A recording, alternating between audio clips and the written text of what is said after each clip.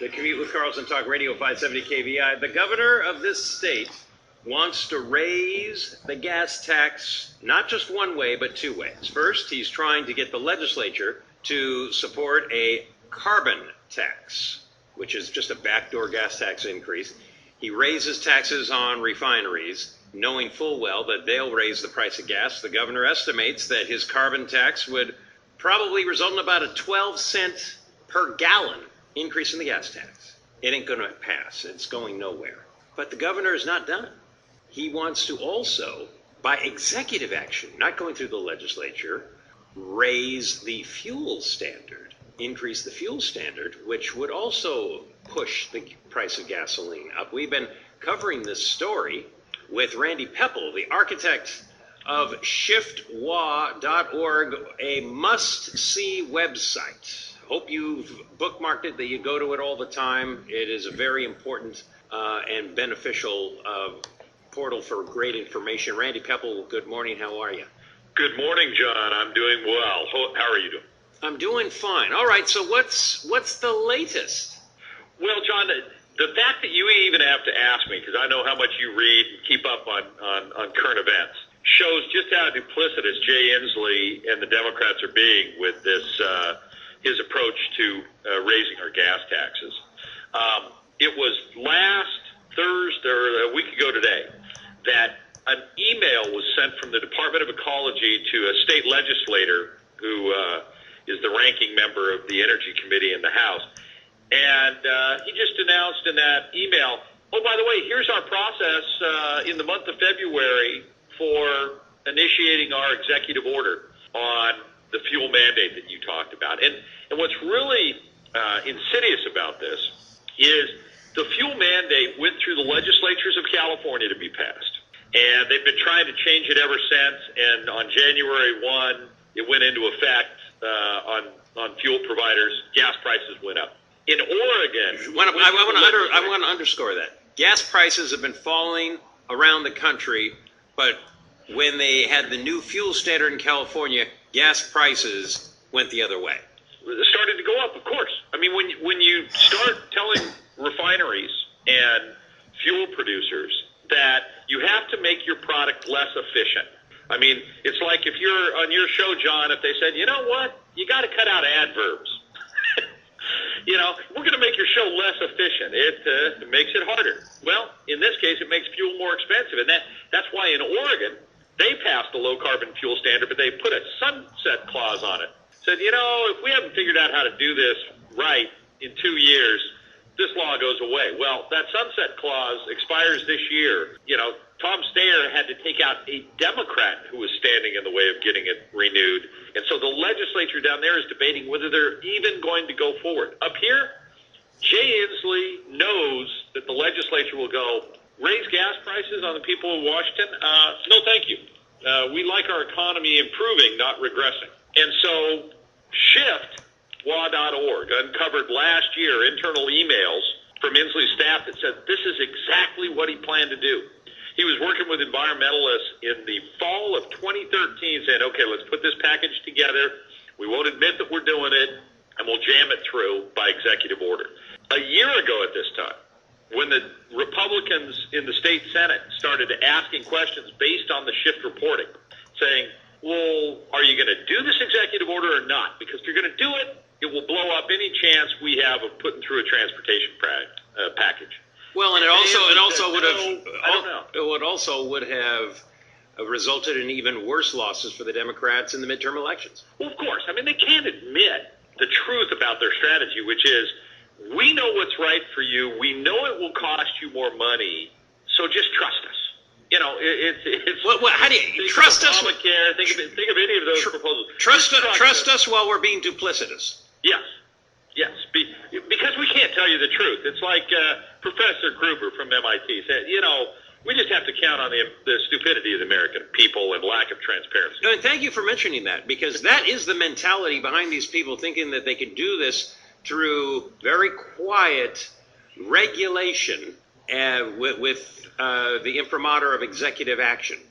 Yes, and that's it. So, and the only thing that works, John, to defeat that type of duplicity, that type of attitude, is awareness. and making the people aware of what's going on. And so, as you know, at Chifwa, we have printed up these little Post-it notes that people can leave on gas pumps. You stop at a gas pump, put some money in the pump, put some gas in your tank. You leave a Post-it note there that gives people information to go to shiftwa.org, to go to Fuel Mandate, and learn more about what Inslee's up to. And our first, thanks to going on your show, our first run of 1,500 of the notepads, there's 25 on each pad, completely gone. Well, let's do it again. I'm still waiting for mine. We tripled the order this time. I'm still waiting for mine because I just love this idea. It's a way to get the word out to your fellow citizen in a way that's completely inoffensive and useful, and also at the very time, the very moment of the day when someone is actually paying attention to the price of gasoline. When they're filling their tank, you put a little Post-it note saying, if Jay Inslee has his way, it's going to go up a lot more. Exactly. And so we've printed up another 5,000. Folks can go to shiftwa.org, click on the button. We'll send one to them. If they're kind enough to help us defray the cost, that's great. But, we just want to get the word out there. And it's even more important because in this email I told you about to the Republican state rep, basically the Department of Ecology, those bureaucrats in the Department of Ecology are going to make a draft rule, executive order available, on February 4th. And then from February 4th to 28th is the comment period. And then they'll issue a formal rule. There will be only 2 public meetings. Of course. One in Seattle or Spokane and one in SeaTac on February 17th to 19th is what they're saying. So right after President's Day, that Tuesday, Wednesday, Thursday. Do you have an estimate? Hide this, John. They're trying to use the cap and trade, cap and tax proposal to hide what they're doing with the fuel mandate. So let me ask you, what is the estimate, the rough estimate at this point, Randy, and how much gasoline will go up if this mandate goes through? Well, by Jay Inslee's most recent estimate, it would only raise prices 7 to 15% over the next 20 years. Now, that is so ludicrous as to not even be worth consideration.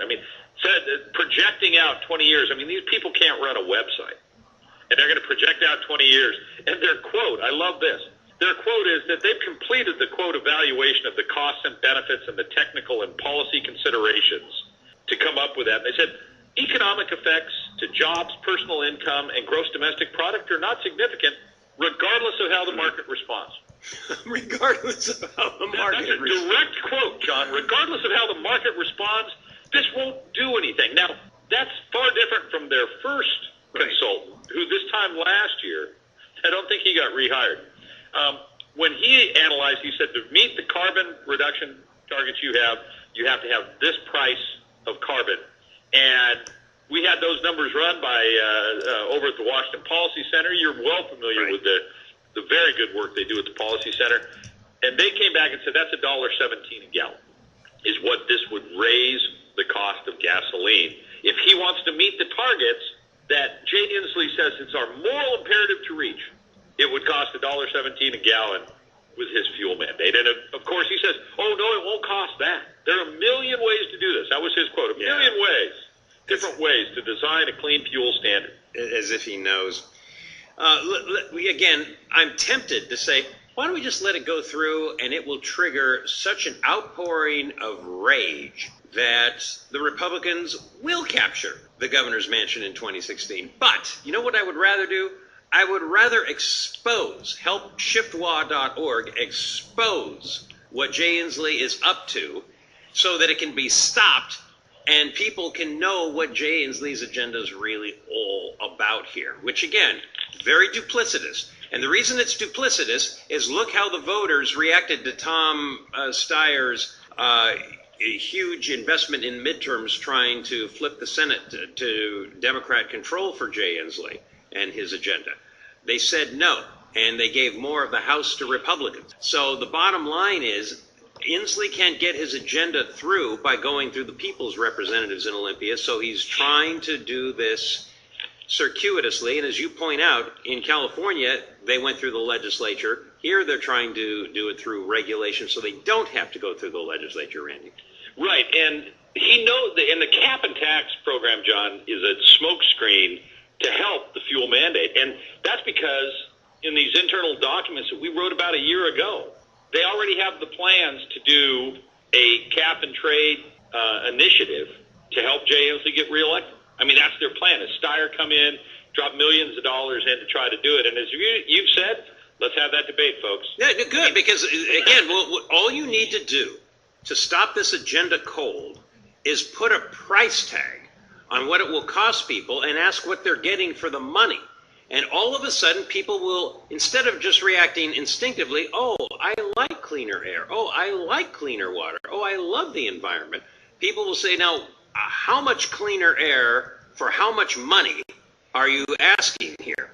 And they realize that they're paying out way more money for a negligible effect on the environment. John, for no effect on the environment. Washington State is 0.3% of worldwide emissions by their own studies. We could go to negative numbers, negative carbon emissions. Yeah. And it would have no effect whatsoever on worldwide climate. But what it will have effect on is it allows Jay Inslee to reward and benefit some of his biggest supporters who are in the so-called green industries and the folks that will benefit from a fuel mandate, the biofuels folks that can't produce a product without a heavy subsidy from the government that is affordable. And all it does is make your gas worse. And by the way, let's not stop with gasoline. It also increases your home heating costs. It's home heating, and it affects the cost of anything that requires on transportation. How do you think food gets to market, John? Right. Okay. Transportation costs. I mean, this will raise costs across the spectrum. But for Jay Inslee and his crowd, that's fine, because government has the solutions. And generally, it's, well, we'll just drive less. I mean, his quote when he first rolled this out was, we won't impact people who don't have a car.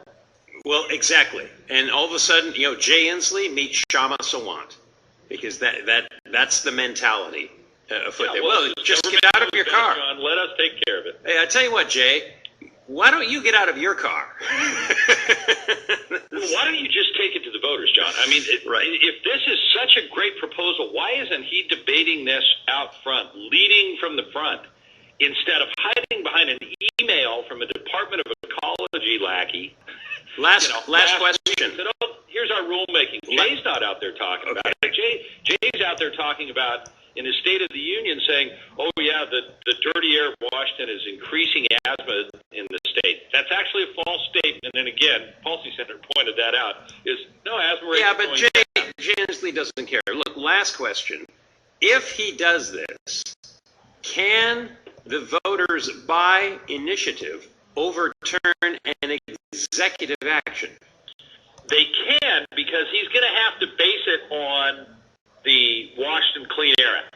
So the Department of Ecology will have to say, we have the authority to do this by rule under X law. And so we can say, this law does not allow that. So we can undo it that way. The other way it can be undone is the legislature can say, you cannot spend any money implementing this policy. And then the Department of Ecology, which has already said it would be $6 to $10 million to administer this, they don't have the money to do it. Okay. So you choke them that way, or you take it to initiative, John. Randy Pepples from shiftwa.org. Thanks very much for joining me here, The Commute with Carlson.